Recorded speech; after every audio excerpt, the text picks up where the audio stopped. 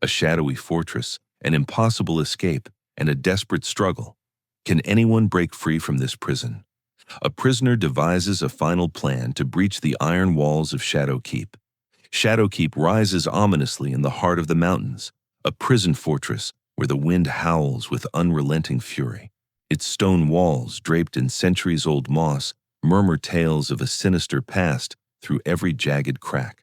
Iron gates, secured with rusted chains, groan under their weight, their echoes mingling with the heavy tread of guards patrolling the dimly lit corridors. The sky above is veiled in a dense mist, a shroud that seems to taunt the very notion of escape. The cells below hold prisoners whose shackled footprints scar the icy stone floors, silent testaments to their unbroken despair. On one wall, an ancient carving peeks through the grime, suggesting a rebellion lost to time, its edges worn smooth by the years. The wind wails through the towers, a haunting sound that feels like the anguished cries of trapped spirits. Moonlight filters through the iron bars, casting faint shadows that stir a flicker of hope in prisoner Elias's weary mind. The fortress's outer ramparts, cracked and weathered, stand as a grim reminder of its unyielding nature, their surfaces pitted with the scars of storms. Elias stands as one of Shadowkeep's most resilient inmates.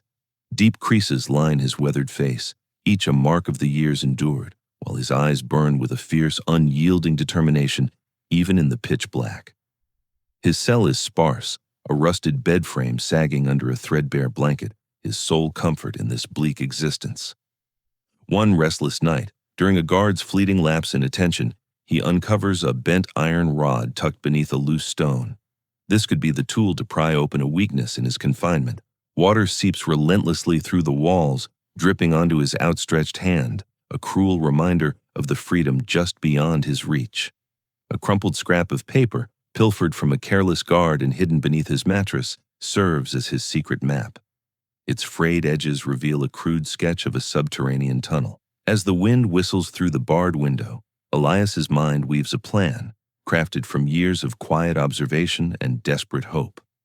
The rhythmic thud of guard boots draws near, and he presses the rod against the wall. The metal's shrill screech nearly drowns out the pounding of his heart.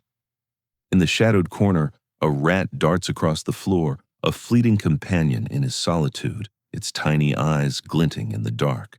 The air grows heavy with the scent of damp stone and rust, sharpening his focus. The cell's ceiling, stained with mold, adds to the oppressive atmosphere, while the floor's uneven stones press into his knees as he works. The moment arrives under a cloak of midnight fog, a thick veil that obscures the guard's sharp eyes. Elias wedges the iron rod into the wall's deepest cracks, each forceful thrust sending a sharp crackle through the silence. A cold draft snakes through the widening gap, filling his lungs with the faint, intoxicating scent of freedom. As the fissure grows, a hidden tunnel mouth emerges, its dark maw stretching into the fortress's unseen depths. The tunnel walls are scarred with ancient scratches, remnants of other failed escapes, their incomplete stories etched in despair. Elias steps forward, his boots splashing through shallow puddles that mirror the tunnel's uncertain end. Suddenly, a guard's lantern beam slices through the fog above, painting his shadow against the rough stone. He freezes, holding his breath, melding into the shadows. This instant hangs on the razor's edge of survival. At the tunnel's terminus, an iron grate looms ahead, the last obstacle to his liberty, its bars slick with condensation. The grate's hinges are encrusted with years of neglect, making each movement a test of strength. A faint rustling from deeper in the tunnel suggests unseen dangers lurking nearby. Wrestling with the grate, the metal emits a grating groan, a sound that could summon the guards. Elias forces the rod into the grate's corroded joints, every muscle in his arms trembling with the effort. With a sudden lurch, the grate shifts, sending his pulse racing. The outside wind rushes in, delivering the first breath of liberation.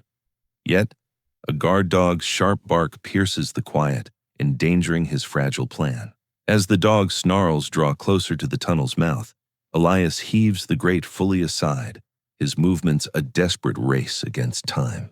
Stepping into the open, the jagged silhouettes of the mountains rise before him, a beacon of hope against the night. But guard lanterns sweep closer, their beams relentlessly tracking him. Running, the rocky ground tears at his feet, each cut a toll for his freedom.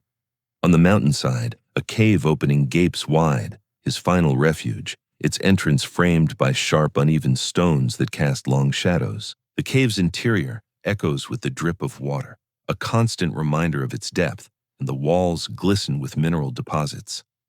Within the cave, a faint glow surprises him, emanating from the charred remains of an ancient torch propped against the wall. The stone surfaces are adorned with cryptic symbols, each a chapter in the saga of past escape attempts. As Elias regulates his ragged breathing, a low, eerie moan reverberates from the depths, as though the fortress's spirit lingers still.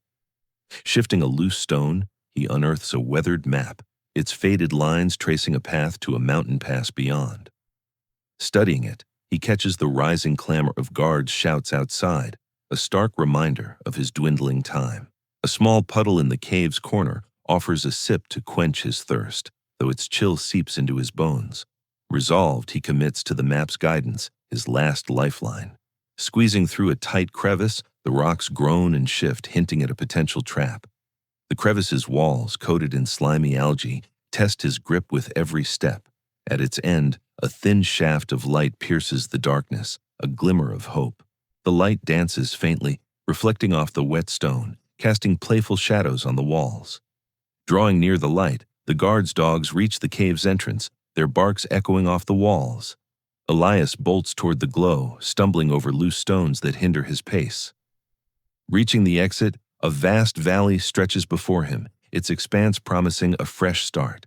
Guard lanterns flood the cave's mouth, illuminating his fleeting silhouette.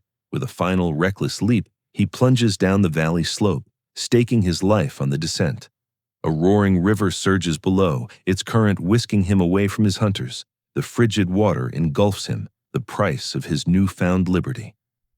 Clambering onto the riverbank, the guards' voices grow distant, a herald of triumph.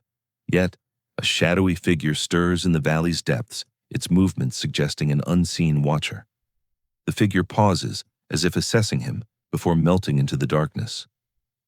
The valley's air carries a faint scent of pine, a contrast to the prison's stench, and a soft breeze rustles the nearby grass.